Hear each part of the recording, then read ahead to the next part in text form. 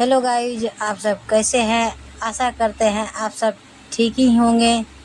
आज का कहानी है जहाँ शिव है वहाँ शक्ति है।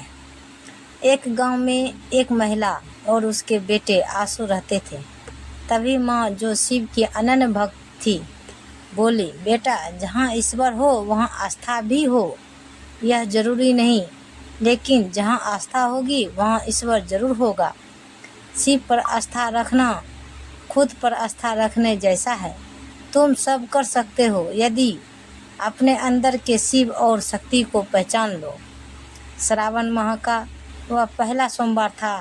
सुबह स्नान करके सभी शिव मंदिर की ओर जा रहे थे। भगवान शिव पर सबकी गहरी आस्था थी। हर हर भोले, ओम नमः शिवाय की सुंदर ध्वनियों से वातावरण अलौकिक हो रहा था। हमारे घर के पास का यह शिव मंदिर काफ़ी प्राचीन था, इसलिए यहाँ अच्छी खासी भीड़ होती थी।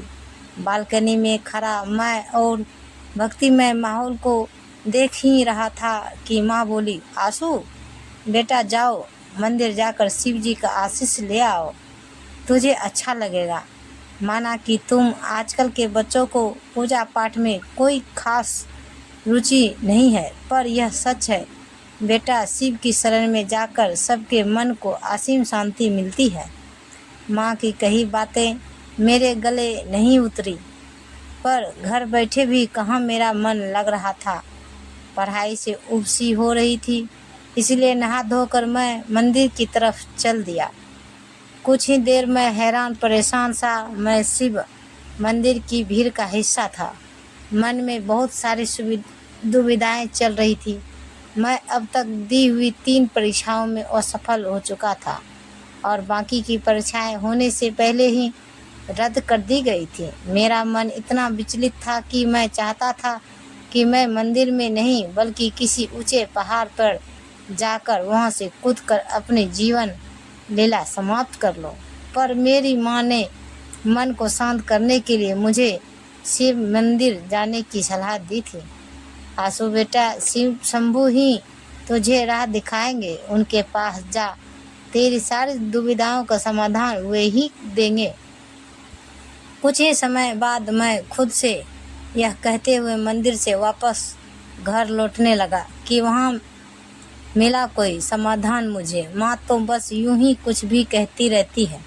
तभी रास्ते में एक संत जी ने मेरे माथे पे अपने 4 उंगलियों से चंदन का टीका लगाते हुए कहा, जहाँ शिव है वहाँ शक्ति है, और जहाँ शक्ति है वहाँ शिव। तेरे भीतर ही दोनों है, तू ही खुद से क्यों नहीं अनभिज्ञ होता है। संत यह कहते हुए मंदिर की ओर चले गए और मैं घर आ गया। घर आया तो माँ पूजा घर के पास बैठी नमामि शमीशिव निवास रूप का जाप करती हुई रुद्राष्टकम करने में मग्न थी। मैं चुपचाप सोफे पर बैठ उठकर उस संत की कही हुई बात को सोचने लगा।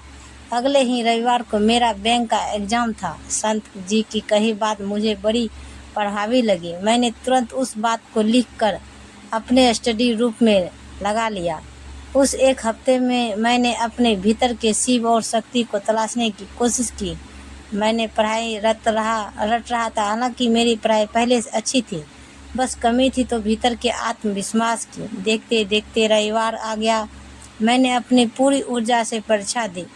परीक्षा उम्मीद से भी अच्छी रही। ऐसा लगा जैसे परीक्षा हॉल में मेरे भीतर में न था बल्कि कोई अन्य ही था। मैं बड़े उत्साह के साथ घर आया तो मैंने माँ को इस पूरे हफ्ते का घटनाक्रम सुनाया, उस संत की कही बात भी बताई। तभी माँ, जो शिव की अनन्य भक्त थी, बोली, बेटा, जहाँ ईश्वर हो वहाँ आस्था भी हो। यही जरूरी नहीं, लेकिन जहाँ आस्था होगी वहाँ ईश्वर जरूर होगा। शिव पर आस्था रखना खुद पर आस्था रखने जैसा है।